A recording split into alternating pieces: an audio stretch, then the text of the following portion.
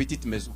Ou encore une maison de 4 chambres, mais qui était un peu plus loin, dans des coins reculés. Alors j'ai trouvé une maison de 4 chambres, parce que moi je cherchais une maison de 4 chambres. Je suis quand même un papa de plusieurs multitudes. Alors il fallait que j'aie une maison de 4 chambres. J'ai trouvé une maison de 4 chambres, mais le prix c'était à 164 000 $. Mais moi j'étais qualifié pour 154. Et ils ont demandé si je pouvais payer la différence. Ce qui était d'à peu près 10 000 $. J'ai accepté. Et je suis allé prier. J'ai dit à Dieu, Seigneur Jésus, si cette maison est à moi, j'aimerais que tu puisses me donner les 10 000 $ afin que je puisse remplacer, compléter les montants et avoir la maison. J'ai contribué, j'ai donné l'argent que je devais donner. C'était presque à peu près 2 000 $. On m'avait demandé. Alors j'ai aussi dit à Dieu, si cette maison n'est pas à moi, il n'y a que toi qui connais. Parce que tout ce qui nous arrive, lui connaît. Donc ma vie telle qu'elle est là, ta vie telle qu'elle est, Dieu la connaît avant même que toi tu la vives.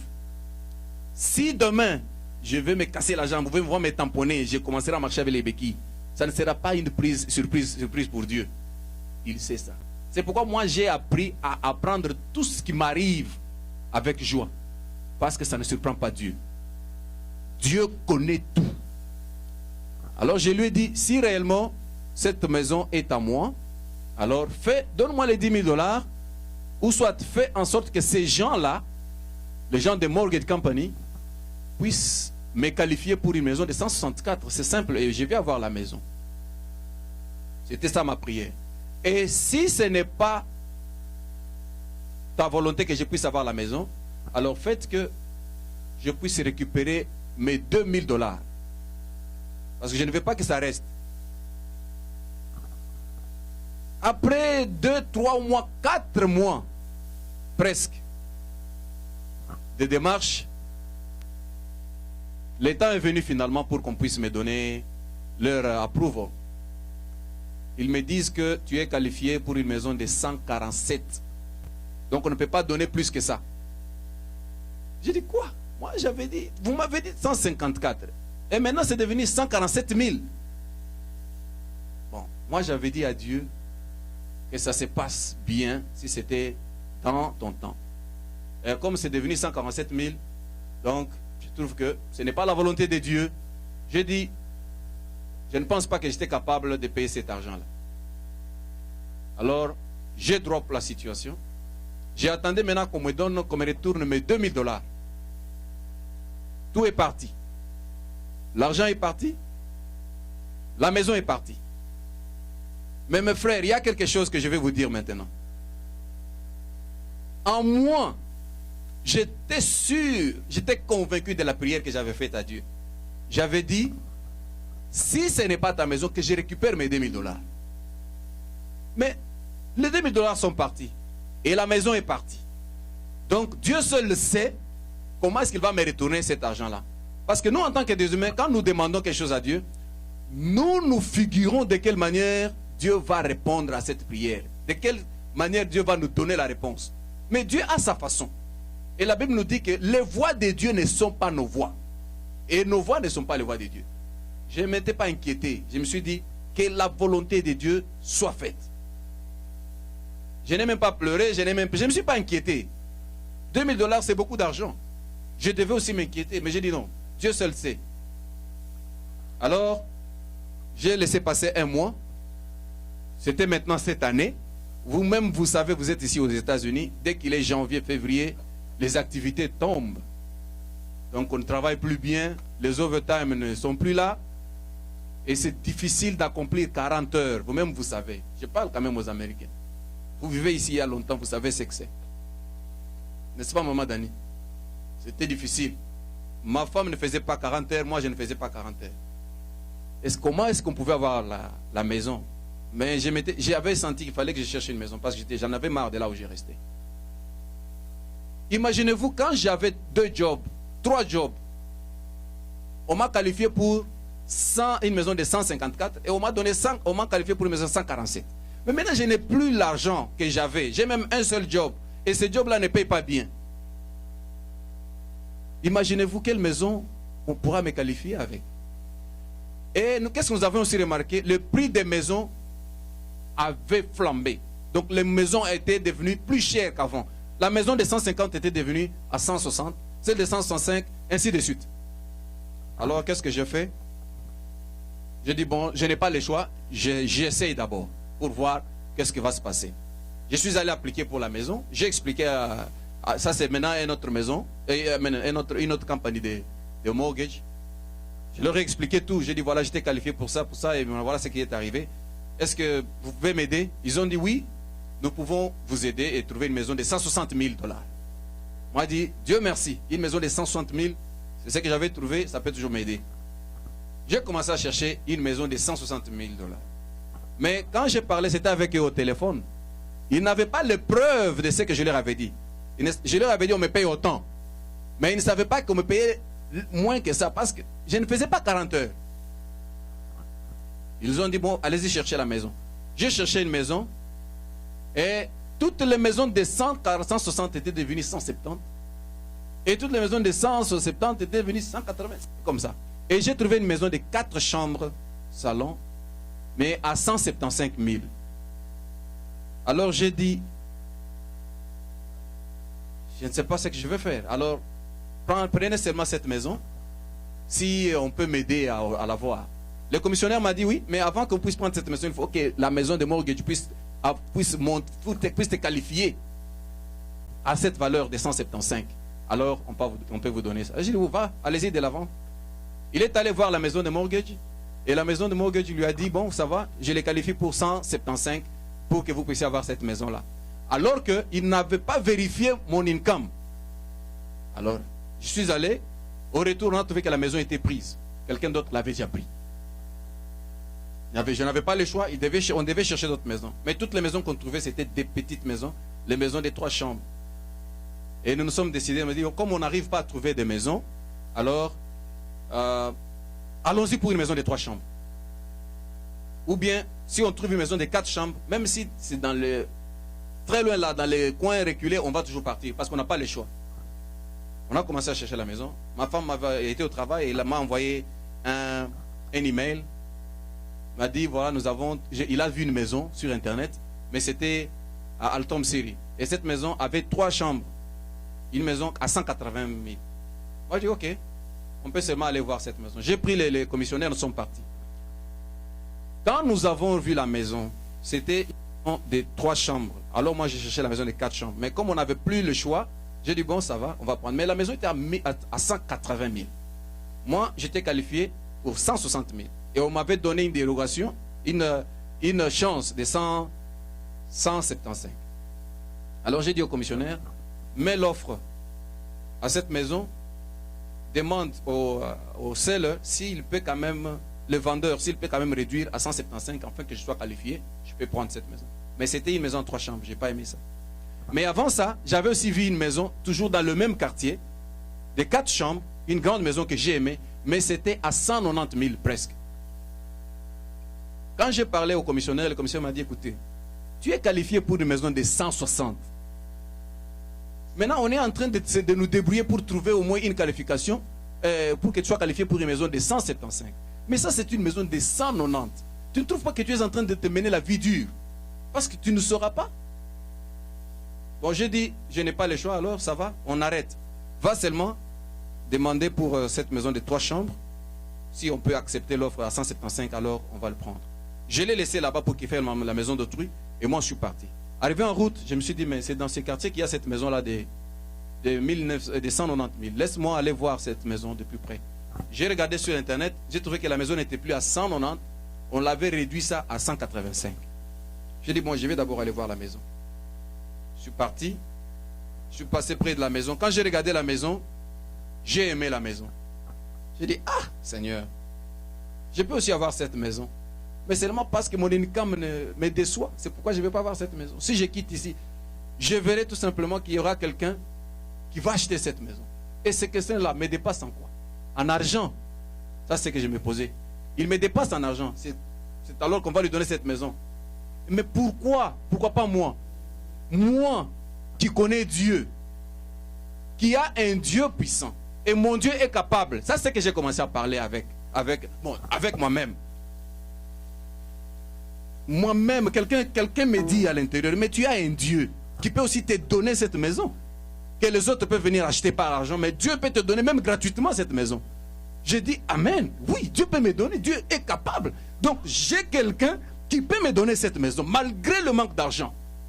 Non, j'étais tellement audacieux. J'ai dit, oui. Alors, si j'ai quelqu'un qui peut me donner cette maison, qu'est-ce que je veux faire? Je dois la prendre. Parce que c'est qu'il me l'a déjà donné. Alors, je dois faire quelque chose. Parce que la foi sans œuvre, c'est une foi morte. C'est comme une jeune fille fiancée avec son mari. Et il voit son mari est très riche. Il connaît bien que son mari est très riche. Il lui amène dans un store. Il lui a dit, tout ce que tu vas demander, tout ce que tu veux, prenez. Et il entre dans le store, il prend tout ce qu'il veut, tout ça. Il voit une robe, par exemple, de $1500. Il regarde la robe. Cette robe, elle est très chère. Je risque de causer du tort à mon mari. Que je prenne. Bon, ce qu'il a à faire, c'est prendre seulement la robe, mettre dans le panier et aller. Arriver seulement au cash, chez le cash. Mais si la fille là regarde la robe et regarde, il dit donc, c'est beaucoup d'argent. Je vais prendre celui qui est moins cher. Il va prendre. Et quand il arrive maintenant au guichet, il voit seulement, il met tout ce qu'il a pris, le mari sort seulement la carte, sans même regarder, il swappe seulement la carte. Le montant sort et c'est fini. Ils vont dehors. Et la fille commence à regretter. Pourquoi est-ce que je n'ai pas pris ça? Si j'avais pris ça, il allait seulement swapper la carte. Et j'aurais dû avoir ma robe. Mais pourquoi je ne l'ai pas fait? À qui la faute? C'est à la fille, à la fiancée. Parce que si seulement il prenait la robe là et mettait dans le sac, dans le panier, le mari allait faire le même geste. Il allait seulement prendre la carte, swapper et partir. Parce qu'il a tout. Mais il a eu pitié de son mari. C'est comme ça que nous, parfois, nous ratons les choses de Dieu. Nous les sous-estimons. Nous regardons la chose, notre mari, notre chef, il est capable de nous les donner. Mais on regarde, on sous-estime notre Dieu. Mais il est capable, mais on laisse. C'est notre faute. Quand j'ai pensé à cela, j'ai dit, comment, si seulement Dieu est capable de me donner cette maison, pourquoi ne pas la prendre? Pourquoi ne pas la prendre? C'est là où nous tombons. Quand vous voyez, vous croyez, passez à l'action. Dieu fera, oui, mais fais aussi. Si tu fais, Dieu viendra bénir tes efforts. J'ai sur place appelé le commissionnaire. Je pense qu'il était encore en route vers chez lui. Je lui ai dit, est-ce que vous connaissez la maison dont je vous avais parlé, de 190 000 là? Il a dit oui. Cette maison est à 185 maintenant. Alors je te demande de faire l'offre de 180 000 pour cette maison. Le diable m'a soufflé. Il me dit, toi tu penses qu'on va accepter? À ces temps qui courent, les maisons sont en train de monter de prix. Et toi tu vas faire descendre. Toi tu penses qu'on va accepter? J'ai dit, arrière de moi Satan. Dieu peut me donner cette maison gratuitement. Sans même donner un zahir. Permettez, $1. Alors, j'ai appelé le monsieur, j'ai dit, mets l'offre. Le monsieur voulait dire, mais écoutez, toi tu es fou ou quoi? Tu ne sais pas que les maisons montent des prix. Toi tu veux maintenant faire... D'ailleurs, ils ont déjà fait descendre de $5 000. Et vous voulez qu'ils fassent descendre cette maison de $10 000. Vous le croyez sincèrement? Je lui ai dit ceci. Ce que je vous dis, c'est ce que je lui dis avec toute sincérité. Je lui ai dit, va de l'avant, fais l'offre. Mon Dieu va faire quelque chose. Ces gens-là vont accepter. Bon, ce n'est pas un croyant, c'est un païen. Mais moi, je lui ai parlé de mon Dieu. J'ai dit, j'ai déjà prié. Dieu m'a déjà donné cette maison. Va de l'avant. Ah. Il n'a pas hésité. Il a fait 2 offres. L'un de 3 chambres et l'autre de 4 chambres. Celui de 3 chambres, c'était à 175. Celui de 4 chambres, c'était à 180 000. Je suis resté. J'avais tellement foi. Je savais que Dieu m'avait déjà donné cette maison. Je le croyais. Parce que c'était... Oh, j'avais déjà eu la maison. Je ne sais pas comment expliquer ça. La foi est difficile à expliquer. Alors, un jour, plus tard ou 2, il m'appellera pour me dire, on a donné le seller a accepté. Moi, je dis, il a accepté quelle maison? Il y avait 2 offres. Lesquelles il a accepté? Il dit, il a accepté le deuxième offre de la maison de 4 chambres. Moi, j'ai dit, ça y est. Gloire à Dieu. Lui aussi était étonné. Comment? Je ne sais pas comprendre. Alors, qu'est-ce que nous allons faire avec l'autre si ce n'est les canceller? Moi, j'ai dit, oui, canceller cette maison de 3 chambres. J'ai déjà trouvé la maison de 4. Je vais toujours aller de l'avant. Mais c'est question de venir maintenant visiter la maison à l'intérieur. Il est venu. Nous sommes entrés à l'intérieur de la maison. Nous avons visité la maison. On a aimé la maison. Et après, nous sommes sortis. Il me dit ceci. Le commissionnaire me dit, toi, tu es approuvé pour une maison de 160 000. Maintenant, tu viens de trouver une maison de 180 000. Est-ce que tu as le 20 000 $ de différence? 20 000 $ que tu vas donner pour que tu puisses avoir cette maison. Mais moi, je lui ai dit, la personne qui m'a donné cette maison, c'est celui qui a ordonné à ses sellers de pouvoir diminuer le prix à 180. Est-ce que cette personne-là manquera le 20 000 $ pour me donner, afin que je puisse avoir cette maison? Il me dit, écoutez, je ne vais pas faire des soirs à l'aventure. Si vous savez que vous n'avez pas ce montant, please, dis-moi, parce que je ne veux pas avancer. Vous savez, ici, les gens prennent leur travail au sérieux. Parce que quand on travaille, vous savez que si vous ne travaillez pas, vous n'êtes rien ici aux États-Unis. Il m'a dit, est-ce que vous êtes vraiment sûr que si je continue avec cette affaire, vous aurez le 20 000 $? Moi, j'ai dit, va de l'avant. Dieu va me donner le 20 000 $. Maintenant, quand je cite Dieu pour lui, lui, quelqu'un qui ne croit pas, qui est un païen, vous lui citez Dieu, il voit comme si vous êtes en train de bâtir le château en Espagne. J'ai dit, va de l'avant. Il est parti, je suis entré dans ma voiture, il y avait ma femme, il y avait mon fils, Giovanni, et je leur ai donné le rapport. J'ai dit, bon, Dieu nous a donné une maison ici, Altom Siri, une maison de 180 000 $.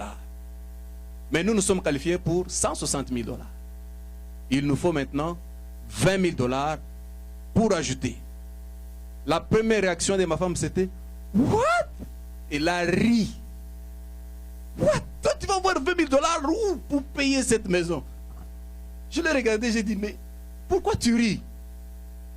Il dit, je n'ai pas ri. Je me demande seulement, où est-ce que tu vas? Moi, je dis, écoute, avant même que tu finisses, tu agis exactement comme Sarah. Exactement comme Sarah. Parce que quand Elohim avait dit à Sarah, quand Melchizedek avait dit à Abraham, ta femme va avoir un enfant. Elle a écouté et elle a ri. Donc les femmes sont les mêmes. Ils ont toujours les mêmes réactions.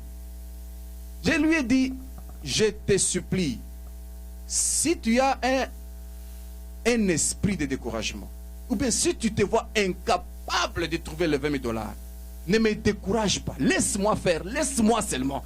Et si tu veux parler négativement, allez parler ailleurs. Mais ne parle pas là où moi je suis, je te supplie. Ne parle pas là où moi je suis. Tu me connais assez. Quand je disais tu me connais assez, parce que je me référais maintenant à un témoignage qu'elle connaît très bien. C'était notre venue ici aux États-Unis. C'était difficile. C'est une parenthèse que je mets maintenant. Quand on était en Afrique du Sud, j'avais 4 enfants. Et on a eu les 10 vies. Donc on était au total 6 personnes qui devaient voyager. Personne en Afrique du Sud pensait que je devais voyager. Parce que les gens avec des grandes familles avant moi, ils ont manqué. Maintenant, ils pensaient que moi aussi je vais échouer. Moi aussi je vois mes choses de ma manière.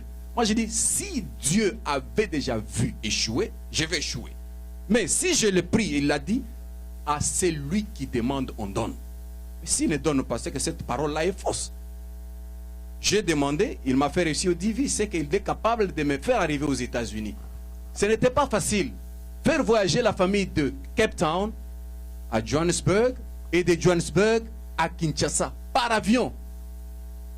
Et puis arriver à Kinshasa, faire les démarches, c'est-à-dire le jugement supplétif, le passeport de tout un chacun, les examens médicaux. Et à notre époque, les examens médicaux coûtaient au moins 320 $ pour les petits. Pour nous, c'était presque 600 $. Et les passeports, vous savez combien ça coûte? C'était terrible. Alors nous avons donné tout cela. Nous avons acheté, nous avons dépensé presque tout l'argent. Et nous avons fini. Et quand nous avons fini, il n'y avait plus moyen de faire autrement. Parce que j'ai déplacé la famille jusqu'à Kin. Et il nous restait seulement à payer le visa pour venir. Et à notre époque, le visa coûtait $820. $820 par tête. Et on était à 6. Allez-y faire les calculs. C'est presque $5000 presque. S'il faut que je prenne le chiffre que je peux bien citer. $5000. Et j'ai commencé maintenant à chercher cet argent-là. Personne ne pouvait me donner. J'ai toqué toutes les portes. Il n'y avait personne qui pouvait me donner. C'est ainsi que c'était maintenant les jours J-1. Ceux qui pouvaient me donner, c'était simple. J'avais en main, il y avait mon beau-frère qui m'avait donné $200, ma soeur qui m'avait donné $100, et moi-même j'avais $100. Je ne sais même pas où j'avais eu ça. Et je n'avais que $400 en main. Alors qu'il fallait avoir un $5000 demain pour aller au rendez-vous. Et notre tour, si vous ne participez au rendez-vous, ou bien si vous n'avez pas l'argent complet, on fait tomber votre cas. C'était comme cela. Alors, qu'est-ce qui est arrivé demain? Ma femme maintenant m'appelait. Qu'est-ce que j'allais dire? Ma femme m'appelait pour me dire, parce qu'elle habite un peu loin de moi. Elle m'appelait, est-ce que tu as déjà eu l'argent? J'ai dit, je n'ai pas encore eu l'argent. Oh, moi je trouve qu'on ne va plus partir. On a dit, si toi tu trouves qu'on ne va plus partir, hein, moi je trouve qu'on va partir. Alors tais-toi. Il dit, mais tu n'as pas l'argent, tu n'as que $400. Demain il faut $5000. Demain à midi. Tu vas avoir ça où? Moi j'ai dit, bon, je sais que mon Dieu est vivant. Et il pourvoit toujours. Il a toujours frayé les chemins là où il y en a. Mais tu as déjà demandé à tout le monde, qui va te donner l'argent maintenant? Moi je dis, je crois. Si toi tu espérais dans ces gens-là, il est dit, maudit soit celui qui espère à un homme. C'est ce que la Bible nous dit. Tu es maudit. Parce que si tu espères que quelqu'un va te donner l'argent et tu arrives, il ne te donne pas, tu vas haïr cet homme-là. Déjà, tu es en dehors de la parole. Et puis Dieu va te maudire parce qu'il a dit, ne te confie pas dans une personne.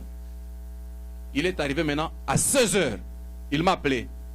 Est-ce que tu as encore eu l'argent? Moi, je n'ai pas encore eu l'argent. Mais tu es vraiment sûr que je dis, hey, je t'ai dit, maudit toi, c'est lui qui s'est confié en homme. Tu es maudit toi.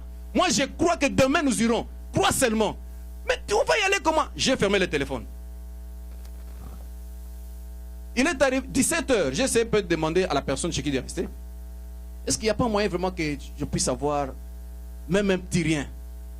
Il me dira, il n'a pas l'argent. J'ai dit à la personne, ce que je vous dis est vrai. Ma main sur la Bible. J'ai dit à la personne, vous n'avez pas l'argent. Je n'ai que $400. Mais il me faut $5000 demain à midi. Mais je sens en moi que demain à midi, je vais aller, je présenterai le test, l'interview, et je passerai, et je serai aux États-Unis. Il m'a dit, oui, c'est bien d'être courageux dans la vie. Il faut être positif. Mais vous savez, quand on encourage quelqu'un, on encourage que celui qui a échoué, non? Si tu as réussi, on te dira quoi? Félicitations. Bon, c'est que d'une manière, d'une part, c'est comme si j'avais échoué. Mais en moi, je n'avais pas espéré dans cet homme. Parce que si j'avais espéré en lui, je pouvais l'haïr. Et je pouvais peut-être échouer totalement. À 21 h, ma femme m'appelle. Tu as eu l'argent? Moi, je dis, je n'ai pas eu l'argent. Et tu es toujours sûr que demain, on va présenter le... Moi, je dis, si tu ne me crois pas, ne m'appelle plus. Attends que moi, je t'appelle pour te dire que demain, à midi, allons-y faire le test. Je savais déjà que, même sans argent, je vais aller là-bas. Dieu va créer l'argent là-bas à l'ambassade. Je le croyais. À 22 h, il m'appelle pour les mêmes choses. J'ai dit, bon, je t'avais dit de ne pas m'appeler. J'ai coupé le téléphone. Et si je vous dis que le lendemain matin, midi, j'étais à l'ambassade avec $5000, vous allez vous étonner, n'est-ce pas? C'était un grand témoignage. À midi, j'avais $5000 et j'ai payé, on a passé l'interview et nous sommes ici aux États-Unis. C'était un grand témoignage pour moi. Maintenant, elle savait déjà ça. Elle savait que quand il s'agit de la foi, moi je ne badine pas. La foi, c'est la foi. Ou soit croire et échouer, Dieu saura se justifier. Ou ne pas croire et Dieu a déjà la raison. Tu n'as pas cru. C'est pourquoi j'ai dit cette parole, elle est vivante. J'ai cru. Alors, comme elle aussi avait déjà ce témoignage, il a dit, ah, déjà comme mon mari commence à faire ça, c'est qu'il sait ce qu'il fait. Heureusement, il a épousé aussi mon comportement. Il a commencé à parler positivement de cela. Ça m'a beaucoup réjoui. J'ai dit, fini. Le vainqueur maintenant. Maintenant, il fallait chercher le 20 000 $. Je rentre maintenant dans mon témoignage. Il fallait chercher le 20 000 $. Où est-ce que je pouvais trouver le 20 000 $? J'avais maintenant en tête quelques têtes qui devaient m'aider avec l'argent. J'ai commencé à contacter maintenant le frère. Est-ce qu'il n'y a pas moyen de me donner même un peu? Quelqu'un, tout celui que j'ai senti qu'il fallait qu'il pouvait m'aider. Mais je vous dis, personne ne m'a aidé. J'ai dit, je vais prendre l'argent pour vous rembourser. Mais personne n'avait l'argent pour me donner. Et intérieurement, j'ai dit, si j'avais confiance, si j'avais tout mon espoir dans les hommes, j'allais déjà échouer. Mais heureusement que mon espoir est en Dieu. Et quand ma femme m'a demandé, tu as eu l'argent? Moi, j'ai dit non. Demande à Kingani. J'ai dit, je peux demander, mais n'espère pas qu'il va nous donner. S'il nous donne, gloire à Dieu. Si c'est la voie pourvue par Dieu, oui. S'il ne nous donne pas, c'est que ce n'était pas prévu par Dieu. Nous avons essayé de toucher les gens. Nous avons touché zéro. Mais écoutez le miracle de Dieu. Des 160 000 $. La maison de la banque m'appelle. Je vous dis, sans checker mes documents, s'il vous plaît. Il m'appelle pour me dire, vous êtes qualifié pour une maison de 174 000 $. Donc, vous n'avez qu'à chercher 6 000 $ et un peu de frais de closing. Ce qui va faire au moins 10 000 ou 12 000. Moi, j'ai dit, gloire à Dieu. Dieu a payé pour moi 14 000 $. C'était déjà, pour moi, c'était fini. Dieu a payé pour moi 14 000 $. Alors que moi, j'ai cherché 20 000. Maintenant, je vais chercher 6 000. Ah, donc même mes 2 000 que j'avais perdu là-bas dans l'autre maison là, Dieu m'a remboursé ces 2 000 là. Et il a encore ajouté plus là-dessus. J'ai dit, que son nom soit loué. Alors j'ai cherché maintenant 6 000 $. 10 000 presque, parce que c'est ce que vous m'avez dit. J'ai encore recommencé à toucher le frère. J'ai commencé à toucher les gens qui pouvaient m'aider. Et personne ne pouvait agir, personne ne pouvait aider. J'ai compris que ce n'était pas la voie pourvue par Dieu. Je me suis dit, bon, comme ma confiance était en Dieu, c'est cela, j'épingle là-dessus. Si vous avez la confiance en Dieu, il va frayer le chemin là où il n'y en a pas. C'est ça ce que je veux que vous puissiez réussir. Dieu fraye les chemins là où il n'y en a pas. He always make a way where it seems to be no way. Je pense que quand je faisais ces démarches, il y avait certains gens qui pensaient aussi que j'allais échouer. Mais moi, je savais là où je me tenais, sur les rochers des âges. Et ça ne serait jamais brisé. J'étais sûr et certain que Dieu va faire quelque chose. Mes frères, si je vous dis que l'argent est sorti de la personne qui n'était même, dont le nom ne m'était même pas monté à l'esprit, vous n'allez pas me croire. Dans cette église. Je ne pensais même pas à lui, même pas une seule fois. Je ne pensais pas à lui. Comme on dit, Dieu a toujours été, avant même que la situation arrive, Dieu a déjà pourvu, il est déjà là, il connaît la fin. C'est vrai. Il est le même hier, aujourd'hui, éternellement. Ce que je vous dis, je l'ai vécu. Il fraye le chemin. Dieu a prévu à quelqu'un qui était quelque part, il l'a ramené ici. Avec le but de m'aider simplement. Parce qu'il savait que mon fils ici aura besoin d'autant d'argent. Les gens ne veulent pas lui prêter l'argent. Et le monsieur que Dieu a utilisé, je m'excuse, il a refusé que je cite son nom ici. Mais il est ici parmi vous. Bien disposé avec l'argent. Il dit cet argent ici, hein, c'est pour prêter.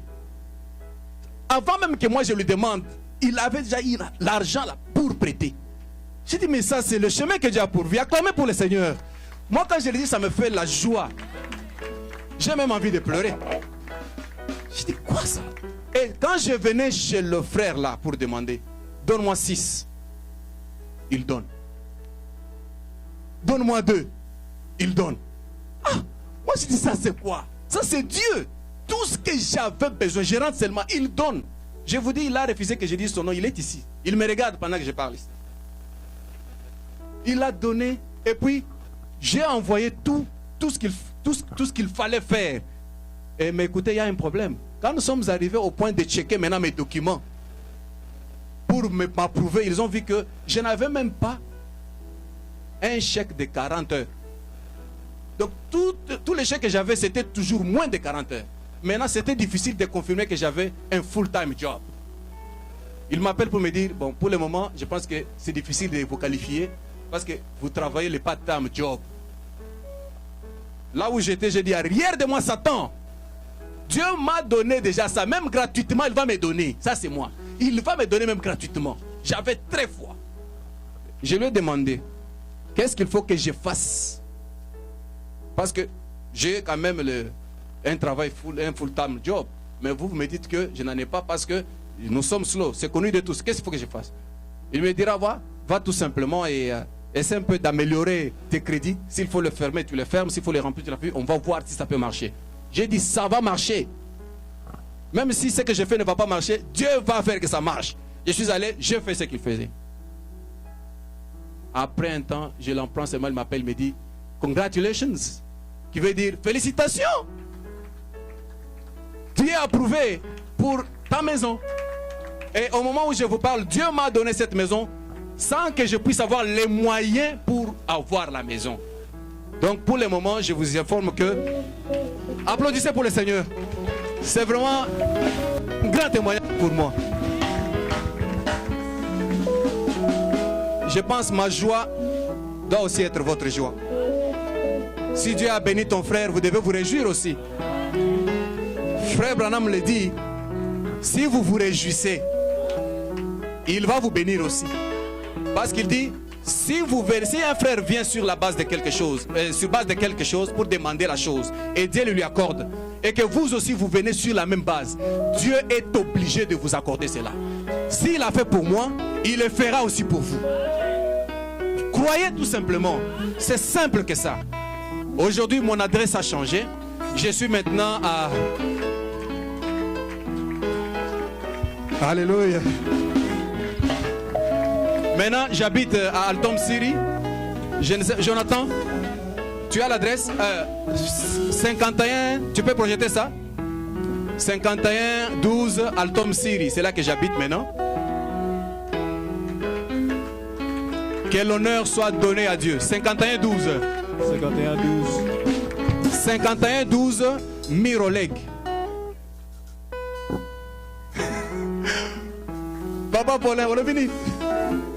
Barbecue.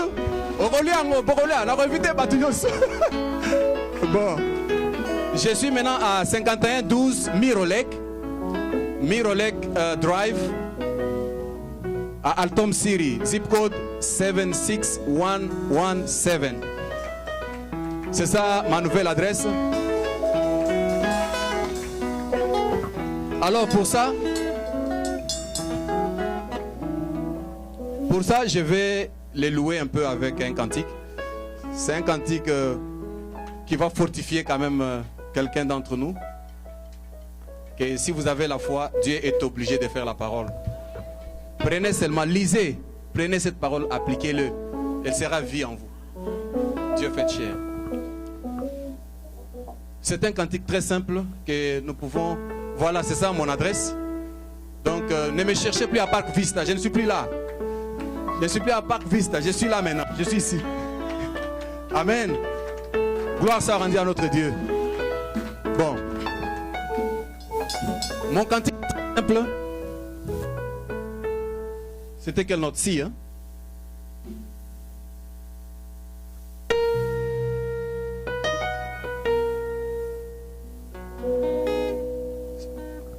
Sous la croix rien n'est pénible.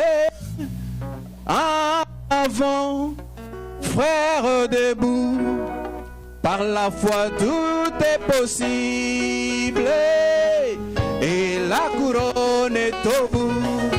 Oh, oh, sous la croix rien n'est pénible. En avant, soldat de Jésus, par la foi tout est possible. Et la couronne est au bout. Non, nous ne saurions nous taire devant tant de cœurs souffrants. Resterez-vous sans rien faire? Serez-vous indifférents? Oh, sous la croix rien n'est pénible. En avant, frère debout, par la foi tout couronne est au bout. Oh, oh, oh, sous la croix rien n'est pénible.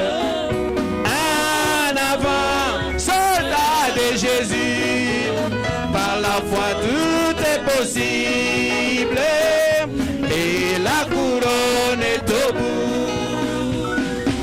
En tout lieu plein d'espérance, traçons un sillon d'amour. S'aimons avec confiance. Il en a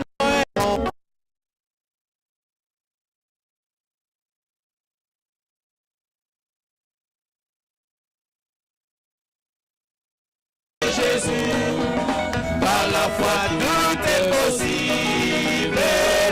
Et la couronne est au bout. Oh, oh, oh, sous la croix rien n'est pénible. En avant, frères debout, par la foi tout est possible. Et la couronne est au bout. Au monde sans repentance, prêchons Jésus, mort pour tous. Pourquoi tant d'insouciance? Il en est enlève-nous. Oh, oh, oh, sous la croix, rien n'est pénible. En avant, frères debout, à la foi tout est possible. Et la couronne est au bout. Oh, oh, oh, sous la croix rien n'est pénible. En avant, soldat de Jésus. Oh, oh, par la foi tout est possible.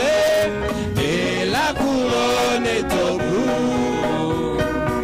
Laissons à notre aise et l'amour triomphera. Oui, malgré notre faiblesse, la vérité